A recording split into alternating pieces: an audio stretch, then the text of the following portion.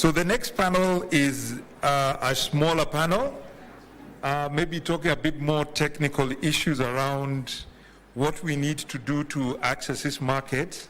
And we have two speakers. From FCDO is Mr. Watipaso Mkandawire. Welcome. And also from co-lead, we have Dr. Chagema Kedera.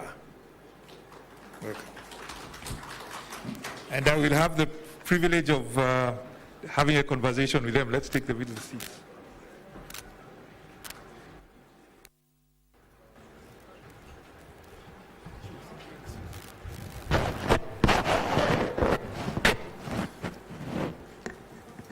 So good afternoon, gentlemen. Maybe to start with, just to introduce yourselves and your organization so we know who we are dealing with here. Mr. Watipaso? I think it should be on. How do you switch on this? It is on. It's on. They are running it. Okay, thank you. Thank you, moderator. Good morning or good afternoon. So my name is Watipaso Mkandawire. People might be wondering, what's FCDO? That's a UK government. Most people used to know it as DFID, but DFID merged with the Foreign Office. So now we're called Foreign, Commonwealth and Development Office. So I'm based in London. I work in the Africa Directorate as a senior expert on regional food trade. And we work across in sub-Saharan Africa to promote food trade. Let me stop there, and I will come in to explain more about what we do as I explained there. Okay, thanks. And Dr. Chagema, co-lead. Yes, good afternoon. Chagema Kedera is my name. I am from co-lead. Co-lead is Committee Linking Agriculture, Entrepreneurship and Development. It is a non-profit organization comprising of exporters from Africa, Caribbean, and Pacific, and importers from Europe. It has been in existence for about 51 years old. Okay. And we are involved in three main areas. One is market access, where we look at market insights. We also look at research, innovations, and brokerage. And we also look at standards and regulations that affect produce moving between countries. We are also involved in strengthening value chain, where we provide technical assistance and training. And lastly, we also participate in linking with other entrepreneurs wherever they are so that we are effective. Thank you. All right, thank you very much. That's very interesting. So we've got people who are going to address some of the questions I think that have been raised earlier from a technical perspective.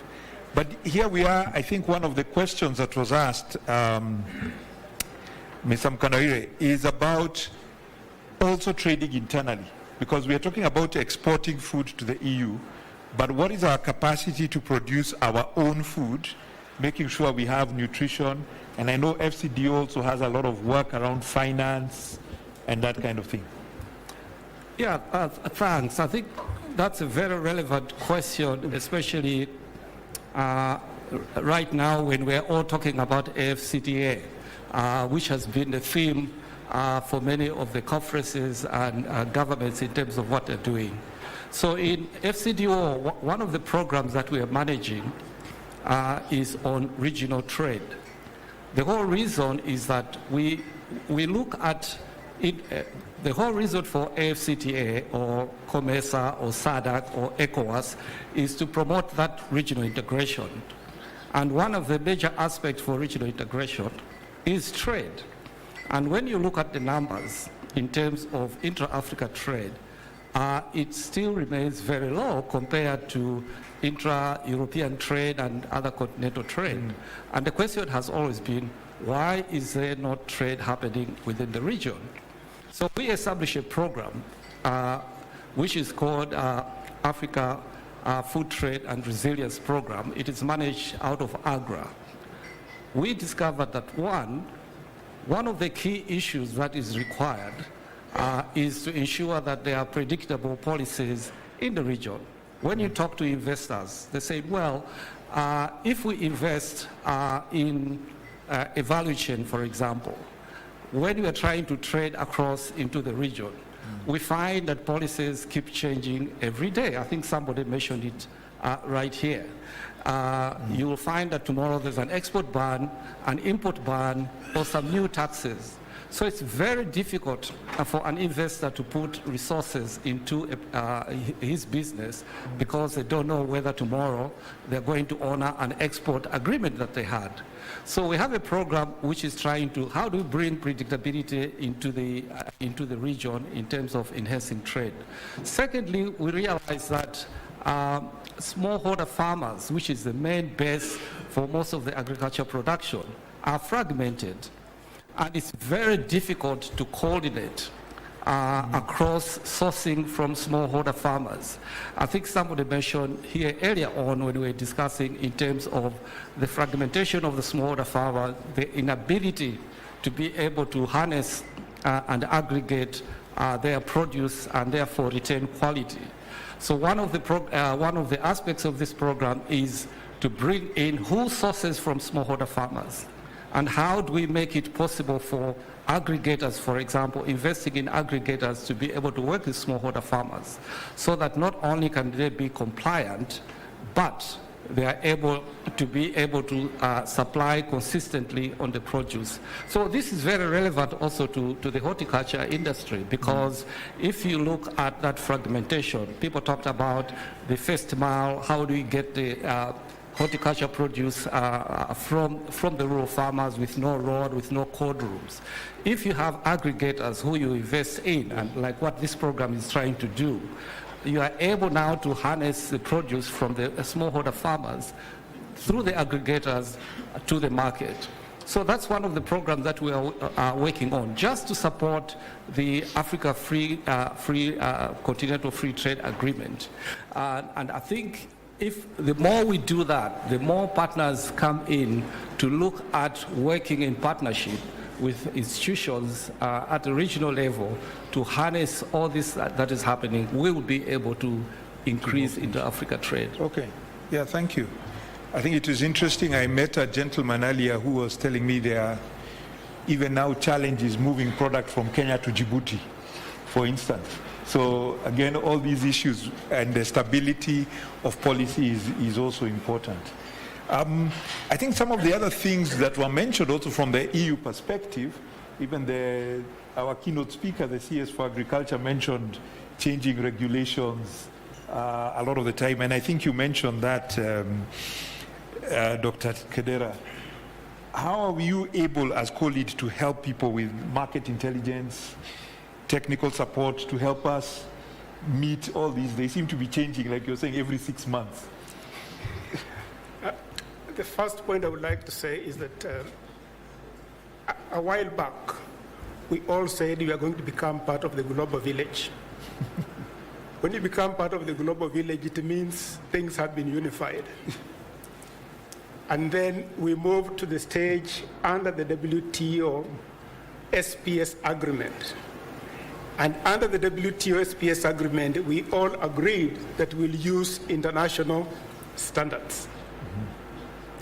And where you do not apply international standards, then you must have technical justifications. To have the technical justification, you must invest resources in capacity building in order to generate the data. Now, I would say that the EU is one of those blocks or countries, if I may use that terminology, that has seriously invested in looking at the standards after being accepted internationally. What do they mean to the environment in terms of changing them? Because they do not just arbitrarily change them. They follow a due process. And that is why you are ending up with them changing their regulations on a regular basis. Now, if I were to ask here in our audience, how many of our countries, COMESA, have changed their regulations in the last 10 years? Because what we say is that we go by international standards. And international standards by nature is an agreement between parties So it is not necessarily the best, but what can work. So the EU is going beyond what can work to what really is necessary. And that is where then we run into trouble. We have the product. The product range that is required in Europe is large. But we have not invested that much because of the limitations, as we know, in terms of looking at the standards, such that we can move to a stage where we say we would like to fight for equivalence. The EU came up with a regulation yesterday. We would like to make it equivalent to what we apply. And that's a challenge. So investment in capacity is going to be very critical for us moving forward. The second element is, in terms of these regulations as they pass, as provided for under the WTO, we are required, or is expected of us, to challenge those regulations. So from publication, you have time to challenge those regulations or that standard. What do? In most cases, we actually do not challenge until it is time for implementation. And that time, it is always late. So I would say that we need to start moving to an era of being proactive, looking at the regulations as they emerge and challenging as things go. If you look at pests, for example, the pests are with us 24/7. That is from January to December, every day. We don't have winter. So the pests are with us. The effective molecules to control these pests are manufactured where? Mm-hmm. So when the product is withdrawn and you have the pest, yet you have a product you need to sell, what happens? And that is the challenge. So collectively as COMESA, 21 countries, can we get together and start investing in terms of what we need to do? A pest that is more important in Zambia or in Ethiopia, I think we heard about airlines. Can we then work together such that we are able to move with speed in terms of either challenging a new regulation that the EU is proposing with data, or we can come up with a mechanism of response. But then, of course, there are new regulations that are coming up as we are talking today. For example, the one on packaging. You know, we talked about air transport being an issue. So there is air miles. Then you have got packaging as an issue. Then there is the element of due diligence. Now, due diligence, for example, does not apply to you as a producer in the region here. It applies to the importer in Europe. But he will put those requirements back to us. So what should we be doing as we do it? So I would say, yes, the regulations are changing. The capacity to comply is difficult, but we should start considering investing in the capacity to be able to challenge those regulations. And my last point on this is this. Compliance is a product of what the private sector does in combination with what the public sector assures. So the onus of compliance lies with the private sector. The onus of assuring compliance is with the private sector. Can we work together, both government and private sector, to ensure that we are able to cope with the challenges? The second element is monitoring the changes that are occurring within the EU is our collective responsibility. Do not wait for the public sector institutions to actually find what the issue is. You are feeling the heat. Can you alert the public sector such that we collectively can be able to address the issues? Yeah. Thank you. Thank you very much. Yeah. And I think sustainability is also becoming a bigger issue for all businesses. So it is something we have to live with going forward. It's not necessarily going to change. Coming back to you, Mr. Atipaso, one of the other issues is about competitiveness, because at the end of the day, you have to be able to sell at a price or get into a market that is working well, irrespective of your challenges. What are some of the strategies that we can utilize to get more competitiveness into these markets? I want to be a little bit controversial on this question, especially when it comes to, I want to relate all my answers to horticulture and therefore agriculture. When we look at food security in Africa, in most of our countries, you find that smallholder farmers are the ones that we say they will feed the nation. And they are the ones who produce the maize, who grow the rice, and who grow all the crops. If you look across in many of the countries in terms of, let's say, maize as a good example, you find that most of these farmers who are growing on a 1 acre plot of land are probably harvesting about under 2 tons an acre, 1 point something tons per acre.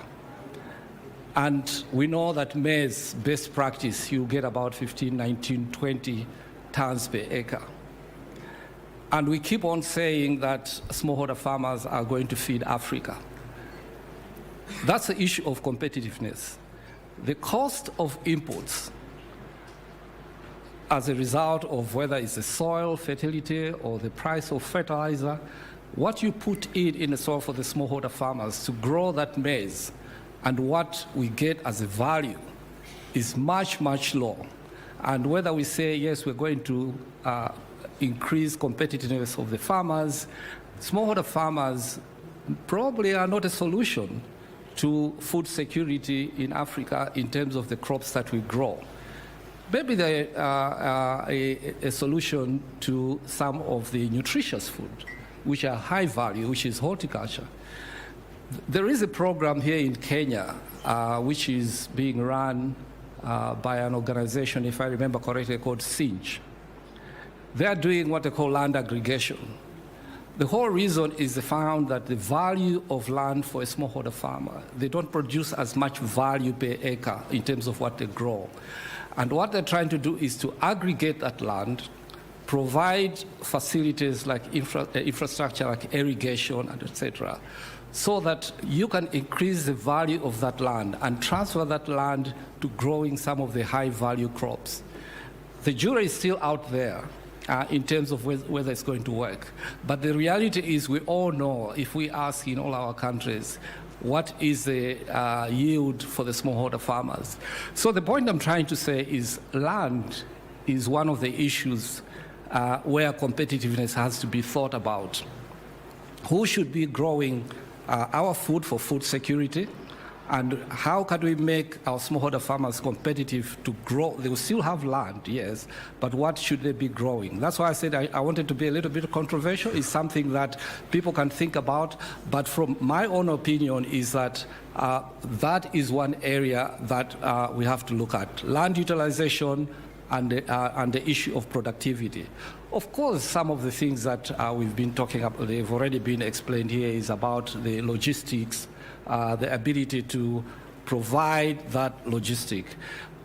I was at one time working on a program in Uganda with our colleagues from AGRA who are trying to find a way of creating off-takers of crops in Uganda, maize and others, into Kenya for some of the large importers. So we were working with aggregators, and we asked the aggregators in terms of whether they're able to fulfill the orders that are coming from Kenya.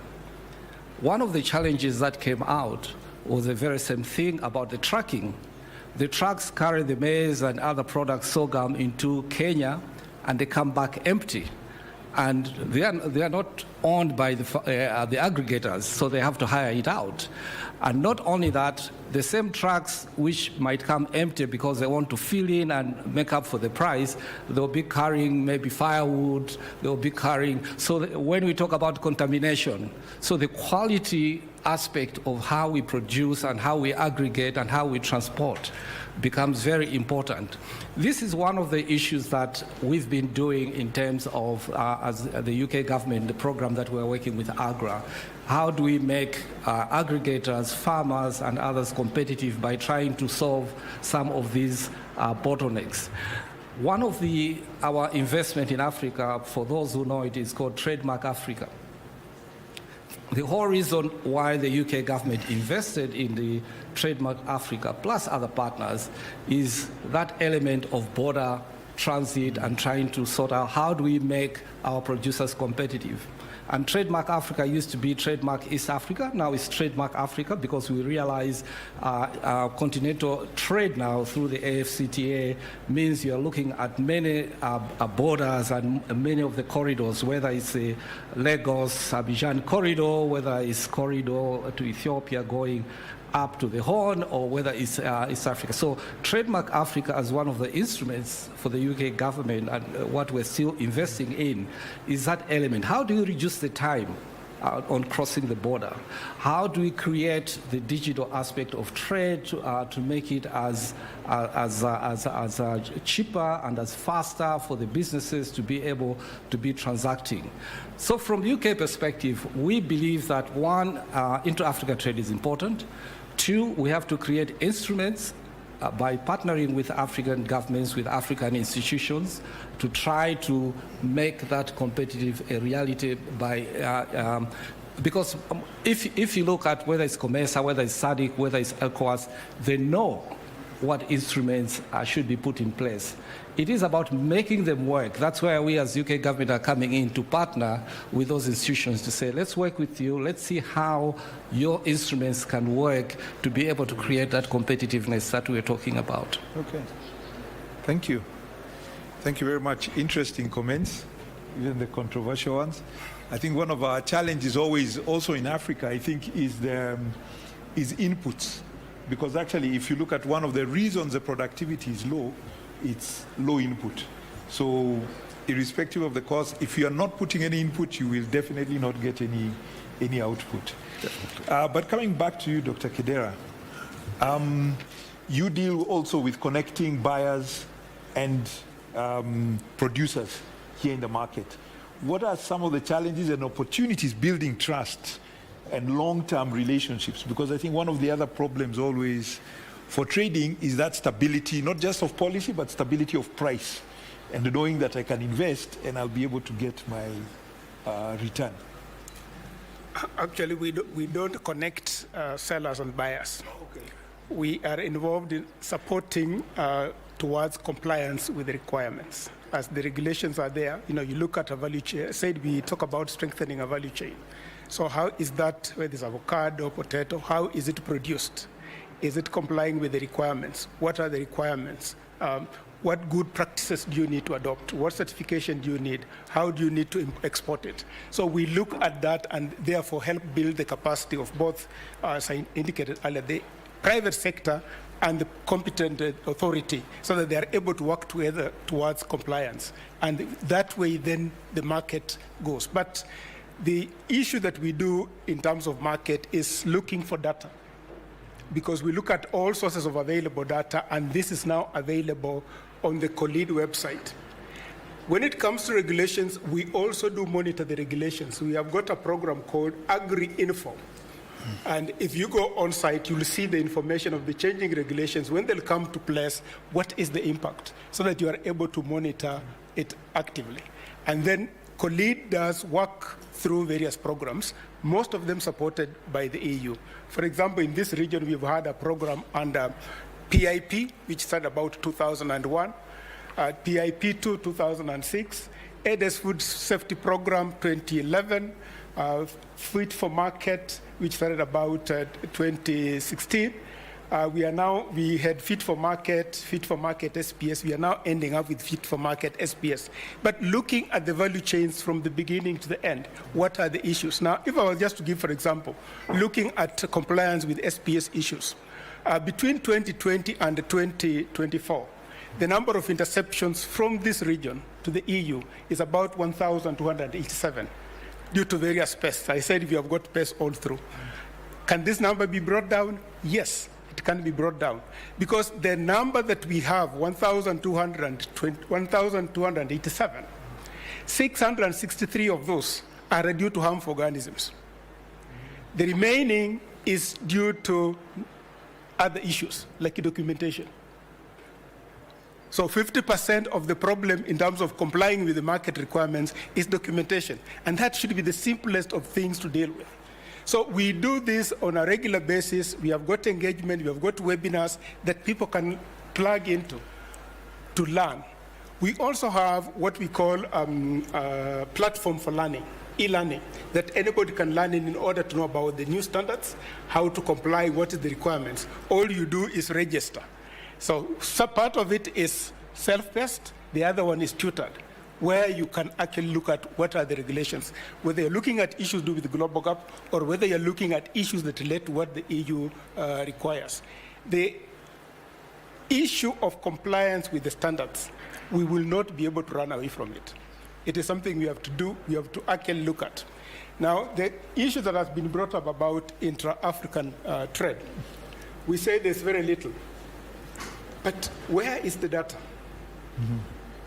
Because data remains one of our biggest challenges. When you look for data, yes, currently we are using some of the data that is there. But how good is that data? Mm. We brought, for example, the importers from Europe to this session. If one was to ask the production calendar for avocado in Kenya, January to December, who has and what quantity? I don't know, Hosea, whether there is that figure there. It is something that we have to think about. Because if you want to trade is based on data. If there is no data, it becomes difficult. So even when it comes to intra-regional trade, there is an issue we have to look at. And when you look at the export data, for example, for Kenya, it's less than 5% of what is produced that is exported. So the remaining 95% is either in the market or in the region. But who is capturing it? So we really need to invest some resources in capturing the data. Sometimes back, there was a study that was done about domestic markets in this country. And one of the exporters, when he looked at the figures, he said he's no longer going to export because the market here would be cheaper to comply with because of the compliance requirements. So all these things are things that we have to look at as we try to make the COMESA region competitive. But I repeat what I said. Working together will make us competitive. Sharing information will make us competitive. But then let us invest some time in generating the data. Yeah, thank you. And I think that ends well with our theme for today, which is about digitization, because digitization will help us significantly collect a lot of data at a much with lower cost and probably better quality data. So now we're at the part where we can ask the audience if they have any questions for these gentlemen. If you have a question, and there are some there, I see 2 hands, we'll take 3 first. 3 hands. The mics are around. Just keep your hand up so the mic can get to you. Here, there's one here. Yeah. Go ahead. Go ahead, sir. Let's start. Is it working? Yes. Yeah, okay. Yeah, please tell us your name my as name well. is Oscar from the company Vetrasa. I'm one of the EU buyers. And I hear a lot about sustainability, a lot about the future, also a lot about training, and I think it captures all the essence. And I think in the previous panel also we heard between buyers and sellers we need to try to go beyond trade, not only looking at selling and buying, but what we can both contribute. And I was wondering how you see the organic movement within COMESA, or perhaps more specific in Kenya. I've seen a development in view of Kenyan avocado over the more than 10 years. It really improved in quality. There are many more exporters nowadays. And I think it may be the answer to a lot of questions regarding pesticides, regarding regulation in the European Union. And also our company, for example, tries to invest in the agriculture by train people, and train how to produce organic. And in the end, you see the soil will be more healthy, the product will be more strong, the plants will be more strong. So the product gets more lively. Okay. And I was wondering how you see this development. Thank you. Yes, at the back there. Oh, we had Sean here. Go ahead, Rashid. Sean. Yes, so it's Sean Rashid here from Souk Farms. Yeah. I had a question for Dr. Mr. Chekadera. I hope it's Dr. Professor Mr. or all of the above? All the above. All the above. So this might sound like a novice question, but I've always just wondered, in Europe, so we send our samples to Europe currently to get tested, and they give us results there's the expedited test that you get within 24 hours. We talked about almost 2,000 interceptions, I believe, in a year, you mentioned. But is there no reason why we can sort of upgrade our testing infrastructure here to give us results in 24 hours, which then enables farmers in the region to even test one day in advance of harvesting, as an example, to make sure that they are meeting regulatory requirements? Then we can reduce the 1,800 already by 600 that you mentioned. It's something that, I know it may sound very novice, but it's something that I've always figured this must be something quite simple already. Because as you know, we are beginning to get a reputation in the region as, you know, issues with emerald exceedances, etc. So I think that might be a low-hanging fruit that we may want to consider as a quick fix to some of these emerald and pest issues also. Okay, Thank you. thank you. And there was a gentleman there at the back. Third question.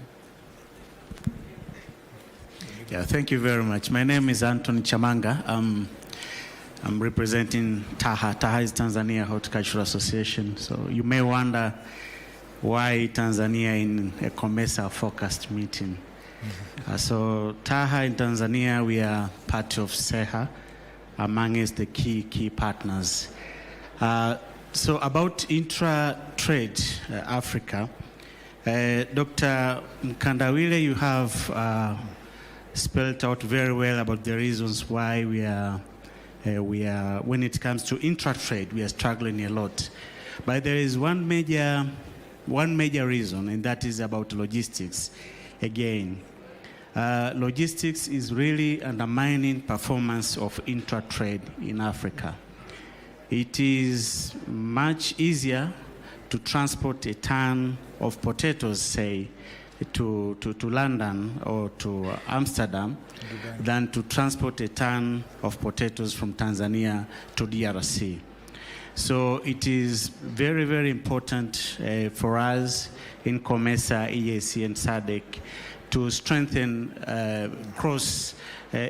cross-trade infrastructure so as we are able to connect different countries.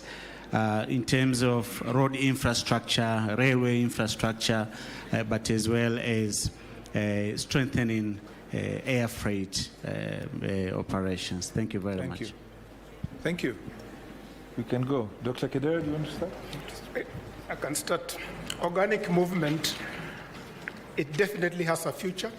It's a niche market that just needs to be nurtured to grow. People have started investment in it.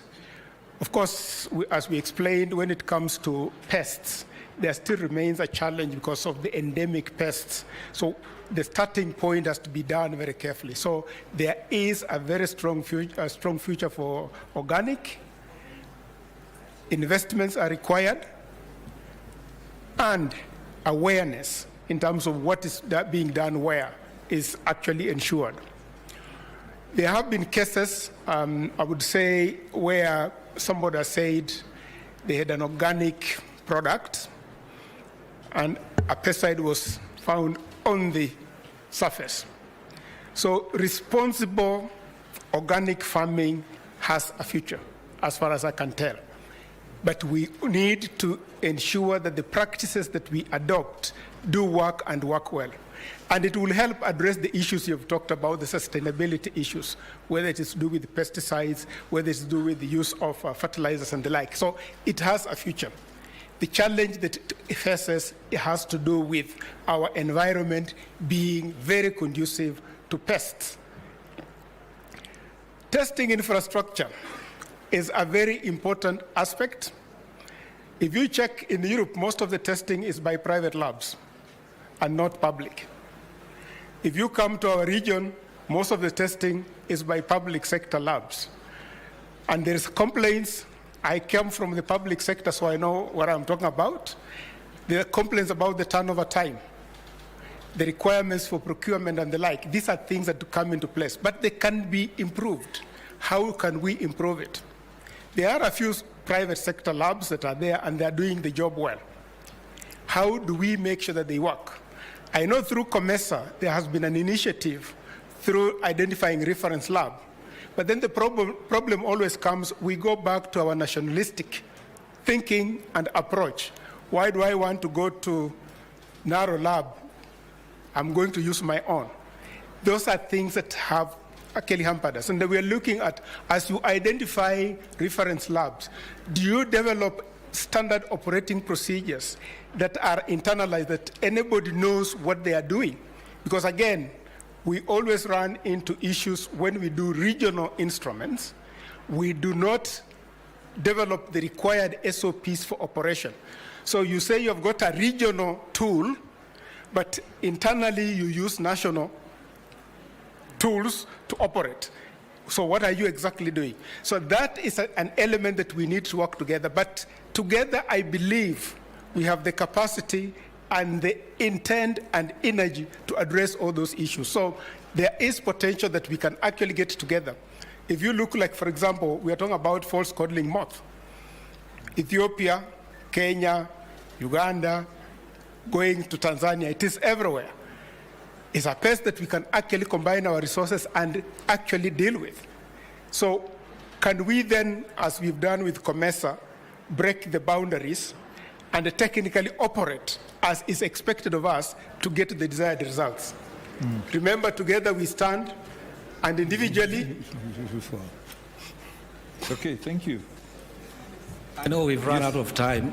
Quickly, I think I want to comment on my good friend from Tanzania, Chamanga. Thank you for promoting me to doctor. I'm not yet doctor, so I'll try to work hard for that. We're so used to using acronyms. People might be wondering, he talked about SEHA. So SEHA is COMESA East Africa Horticulture Accelerator, which is a program that UK government is investing in together with Gates Foundation through Actesa. Actesa are the one who are hosting. It's a platform of public and private sector actors to bring all these things that we've been talking about, specifically in the horticulture sector, whether it's issues of logistics, whether it's issue of seeds, whether it's issue of capital investment, so that private sector can have a source of the right capital. And I wanted to bring that aspect of capital, which is very important and as one of the crucial challenges that horticulture and other sectors are finding, which is, do we have the right capital for the right value, part of the value chain? This is what has been happening, that most of the investment that is taking place, everyone goes onto the market and finds the same instrument to fund capital investment, to fund working capital, to fund development aspects. So part of the UK government initiative, like those who know AgDevco, is to find an instrument which invests into patient capital, which is the right capital for long-term type of investment. So what Mr. Chamanga is talking about is real, and we believe that this platform, which there are a lot of partners on it, including the EU and others, could push a way of making horticulture industry competitive by taking the challenges of logistics and bringing them on the platform and say, how do we resolve some of these logistical issues, whether it's the cold chains, who invests in the cold chains and who brings the capital to invest in those cold chains, and who are the businesses that are doing this. I think partnership is the way forward. If we don't invest in partnerships, we're not going to move ahead.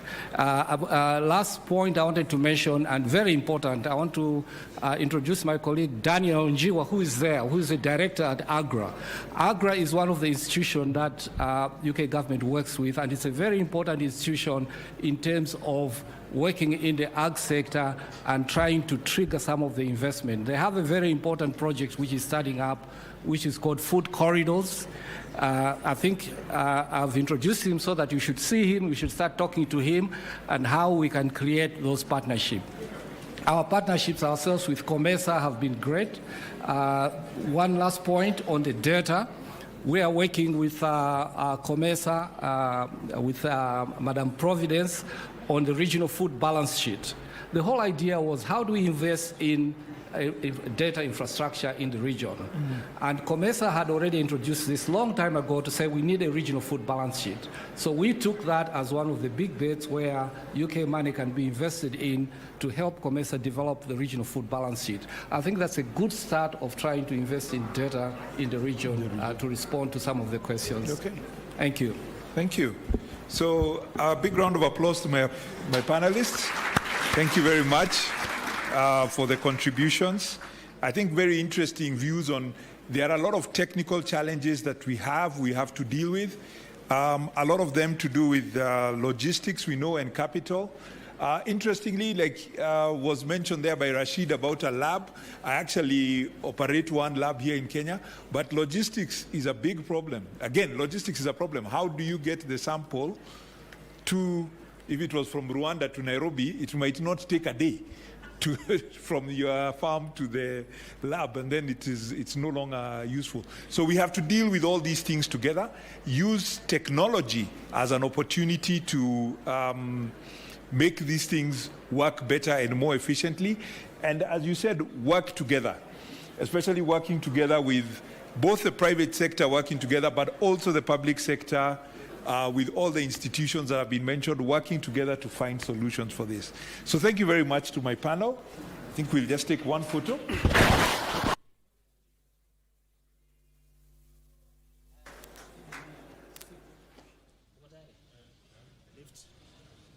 That is yet another panel here at the COMESA EU Horticulture Connect that has just ended, and that panel was on horticulture market insights. One of the issues that has come out, which really has been the theme all morning in all of the panels, has been the issue of infrastructure within the region to enhance trade. The fact that it is cheaper to maybe transport something from the region to the European Union as opposed to one country within the region, from one country to another within the region. And there's been an emphasis rather on the importance of enhancing infrastructure, whether it's by road or by rail, to ensure that there's more connectivity and trade happening. Another issue has been on the issue of standards and testing of produce to ensure that it is meeting the standards of the EU markets. And the suggestion has been to increase the number of labs in the region, whether by private sector or through the public sector, which calls for public-private partnerships. Of course, over 2,000 consignments have been intercepted in the EU region from the COMESA region so far, and that is a problem that they want to solve. That is the end of the morning session here at the COMESA EU Horticulture Connect. We take it back to studio for the news of the day. My name is Betty Kiptum.